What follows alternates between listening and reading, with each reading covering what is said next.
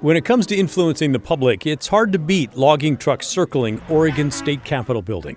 That's what they did last summer as Republicans and Democrats battled over the issue, and that's what they'll do again Thursday. Last summer's demonstration convinced logger Mike Peel and others that an organization needed to be built. You may have seen Peel on the show The Axemen. He's such a classic Oregon logger that the Trump campaign invited him to meet with Trump's campaign manager and Laura Trump when they visited the state in November. He's one of the leaders behind Timber Unity, a group that now boasts 53,000 members. The members will be there to let the public know they do not trust Democrats, the governor and others, who say rural Oregonians will be protected from higher fuel prices. That will be part of the new laws that reduce greenhouse gases. Instead, Timber Unity fears the laws will increase their fuel costs by 20 cents a gallon and then ramp up to as high as 70 cents a gallon.